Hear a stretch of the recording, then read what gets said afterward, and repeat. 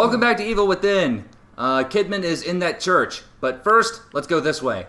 The previous episode, I got so into my conversations that I don't exactly know what's going on. Which is not entirely a bad thing, considering... I have been playing the entire time, and I have roughly an idea of what's going on. Basically, this is one of those games where you don't really need to, though. Like, everything's pretty much linear, so... Well, at least whoa! Okay. Joseph, did you shoot that? Did you shoot that fucking lantern? God damn you. He's like up there texting on his cell phone. Oh, no, never mind. Playing that game of war. I see what you did there. Yeah. You can hot at the sniper rifle. It was a callback to something that happened off camera. Like 30 seconds ago. 30 seconds ago. I had to check on my Game of War account. Oh, yeah. He's all about that Game of War, son. It's fun. I didn't think it would be, but it was. It is, rather. Shit. Ooh, he looks like a dude off Devil's Rejects. Oh, yeah. Or some other Rob Zombie. I don't know. No, the big tall dude with the beard. The bald guy with the beard. I don't know. It was a good movie, though. I enjoyed it. Yeah, I enjoyed it, too. It's one of those cult classics that didn't really please the critics, but that everybody else in the universe enjoyed. It's probably the only decent movie Rob Zombie ever did. I saw House of a Thousand... Oh, shit. Oh, how was that? Wasn't that the prequel to that? Yeah, I don't remember it at all. I think Rob Zombie is... I think Rob Zombie tries to be crass, and at least in terms of at least in terms of him making movies, I think Rob Zombie is just trying to be as vulgar and offensive as possible, for the sake of being vulgar and offensive. This is my thing with him. Like, me personally, I don't like a whole bunch of his movies. But the crowd he's pleasing, he pleases them. If you ever, the horror aficionados, they love Rob Zombie. I've noticed. Yeah. And he knows his audience, and he he makes his movies for them, really. I guess I can't really knock him that much, because Rob Zombie is a horror fan making horror movies for horror fans. Dude, he's fucking great. Like, I've gotten to the point where it comes to, like, movies and media, like, there's nothing I hate. There's just certain things I don't watch, really. And, like, I've gotten to where I can more understand why people enjoy certain things, even if I don't. And, like, he does exactly what he knows, and he makes it for the people who want it. To me, it's kind of the opposite. It's like, I don't look to hate movies just for their technical inconsistencies anymore. I find myself hating movies because of its theming. Like Fury, for example. Technically speaking, in terms of acting and directing, like, it's excellent. Yeah. But, like, the theme behind the dehumanization that war makes people become, and the stubbornness behind it, and just how much of a sociopath warfare can make you. It's so you hated it for that? Like, I hated the theming of that. Yeah. But I mean, like, it was just telling a story, though. I know. I guess the story affected me too well, and I guess I didn't. Well, then it was a good movie then. Technically, on a even in a theme, like it wasn't preachy. I know, but even then, like, I just found myself just uncomfortable seeing it, and I wouldn't want to see it again. That's what I'm trying to say. I don't know. I don't think that's fair, to be honest. Because I mean, using your application, movies would have to be severely censored. I'm not trying to imply that. It's just that that movie rubbed me the wrong way, and just how I thought it was effective. Let me take it back. I guess it affected me too much. Well, like I said, then that's a fucking good movie. Then I know if it can reach down into you like that, that's a good fucking movie. I like it when movies like affect me in that way. Oh shit! How do I? Hello. Is it gonna start throwing bodies at me? I don't know. How much explodey things do I have? I don't have any. That's probably the reason why I needed all those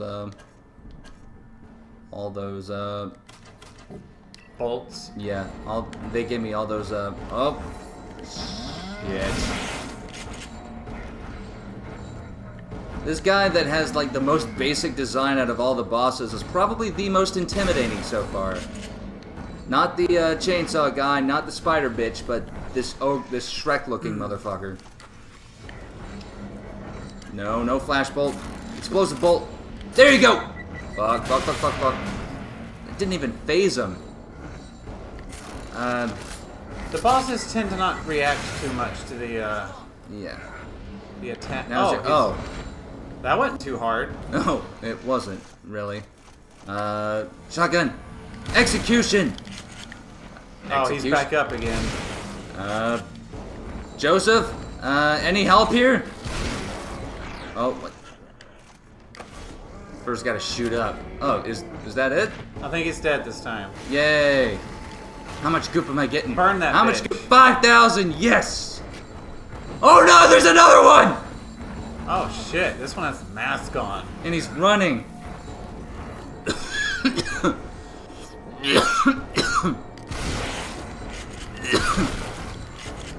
We'll get back to that as soon as I kill this guy or get killed by this guy. Get back to what? To the discussion we were having Oh about yeah, Fury. I was about to say we need to revisit that because I think you're wrong. I think I'm just saying it wrongly. Like, you know, like those movies that are just like too hard to stomach. But you see, the more that I become entrenched, the more movies I watch, the more I want that. I want to be affected by my movies. Like when a movie makes me cry because it upset me so much. Like I'm like, damn, that was a good movie. Yeah, it's like, but still, like, I guess Like Fury wasn't saying become desensitized and kill people. It was just telling a story. I know, and I guess it's just the characters. I guess I hated the characters, but for the right reasons. Let's meet up by the horse stand. Wouldn't you agree? I hated what This way. it's hard to explain it really. Like it was a good movie because like the characters it created, like they did affect me. I'm like, okay, there's people like that, you know. But like what I'm saying is like if the movie was good, what it represented was like if those things were applied to real life, that's when it becomes bad. When but the movie was really just telling a story about things that, you know, have inspired by things that have happened, but in real life scenarios those things are bad. But from like a movie perspective, like if you can just write a movie that affects you that much, that's a good movie. I suppose so, but like I guess that when I just disagreed with the characters that much and just like you become so involved with the movie, I guess it affects you that way. Okay, time to get into Keanu mode. Walt, I've gone to get Donna back. I saw how to get into the wolf's den and I'm getting her back. I won't let her be a sacrifice. Don't follow. Just stay and watch the family. I'll bring her back. Daniel. Who is Daniel? I guess we'll find out later. Wait, there was something about a horse in that house back there. What? Let me see what I wrote. Speaking of movies that are really good and that affect you, I watched St. Vincent the other day, and I cried at the end of it. Yeah, this is gonna sound weird to people, but I like crying when I watch a movie. oh, sure. Like if a movie makes me cry, I feel really good about myself. Like I shed a single tear, just the one tear down my cheek at the end of that movie. Like it really fucking got me. I hope I didn't miss anything to where I can't go back and get it. Have you seen that movie, Phil? No, I haven't. It's good. You should see it. I should. There's a lot of movies that I need to see. St. Vincent's good. I hope you cry at the end. The Imitation Game got me choked up there at the end. Yeah? Yeah. I've been watching a lot of anime recently, and I cried in those too. Yeah. The most recent one I've been watching was Gurren Lagann. Yeah, I need to get to that. I've been trying to catch up on my Ghiblis. Yeah. And I watched one recently. I do not want to like say it on the show necessarily right now because I want to make a video about it. But it was super fucking good. I have never been disappointed in a Ghibli movie that I've seen so far. I'll say this about Gurren Lagann. At first, like, I was getting pretty skeptical about it, but it gets progressively better and progressively more epic. I think people like they watch anime for, you know, different reasons. Like, I don't know, the mech animes I just don't dig. Isn't Gurren Lagann kind of a mech anime? Yes, it is a mecha anime. Like, I did not like Gundam Wing at all. And I take it you probably did. At first, when I saw it on Toonami, I just saw it for like all the mech battles and explosions. But I rented it off Netflix back when Netflix, Netflix still does DVDs by mail. But whenever Netflix, I started watching Gundam Wing again a few years ago from the Netflix mail service, and it was a lot more mature and politically motivated than I thought it would be, and I really dug into that. So no, I'm sure. I don't know. Just for some reason, whenever I see that, like, I don't know, just mechs don't really do it for me. I kind of see it that way. Damage, fire rate. I don't know. I like those haunting animes. Like, those are really good to me. Like, Mushishi, like, fuck, that shit's creepy as hell. It's a good fucking show. Yeah. I don't know. Maybe you should give Gundam Wing a chance, because it's kind of like if Game of Thrones had giant robots. Maybe. Kind of. Because... Is it that politically dense? A little bit, yeah. Like...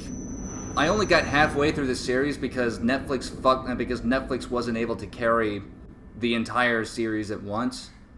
The queue had those very long wait queues on there. I remember having a movie... Is it on streaming yet? No. It was never on streaming. Oh. But I remember having a movie on there in the queue. It was never on the queue. It was in the wait list. Like, the very long wait list. It was a movie called Lenny with Dustin Hoffman. He played Lenny Bruce. Oh, the comedian. Yeah. Didn't he set like the entire controversial stand-up comedian shtick in motion?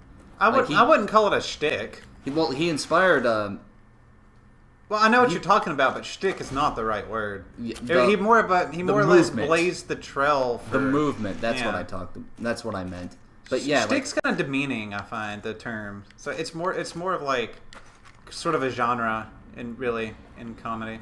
Like he served as a major influence to people like George Carlin and Louis C.K., so that has to mean something. As well as like Bill Hicks and such. Yeah.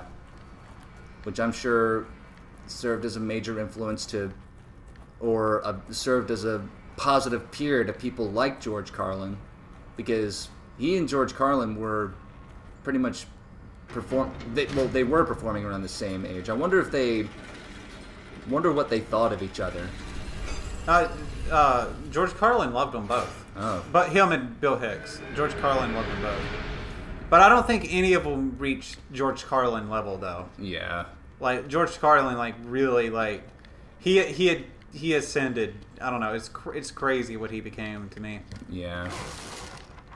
Like, there will never be another. Oh, hell. Oh, it's just bolts. Okay.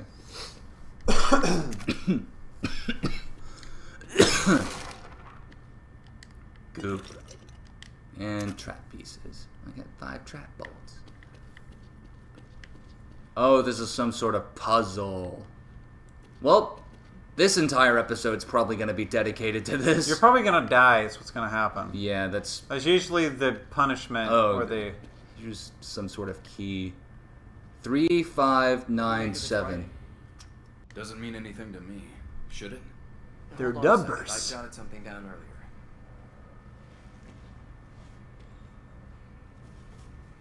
It's in a crossword pattern, and the numbers are slashed out. Sacrifices need to be lowered onto the proper altars, and the safe way to him will be open. So it needs to equate to the number 7. So, all right, puzzle time. That's what this episode's going to be gone. Well, maybe it's been like 15 minutes, so... Yeah, it's going on pretty long. Let's see what this... Oh, that puzzle was complicated. 7. Oh, there it is. Da-da-da-da-da-da-da! That was it? I think so. Like, that 7 was the only hard. 7 was the only number that was unchecked. I wonder if there's like some sort of trap there. Oh, there's a statue. Okay. Okay. No, no, no, no! No, come back to me, statue. Too late. No, no, no. It's not too late. Damn it! It is too late. You can't shoot. No! You can't shoot between the bars. I wonder if it's gonna come back. No! No!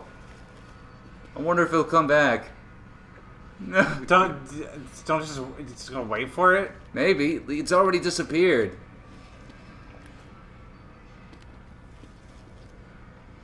See? There it is! It does come back around. Sweet. Shoot it. But I can't get. But I won't be able to reach it unless the. I have to shoot it right when it gets to this platform right here. Otherwise, I won't be able to pick it up. Pick to up pick the it key up. that's with the retrieves. The key that's inside. The key inside. Sounds like something, like some sort of progressive rock intro.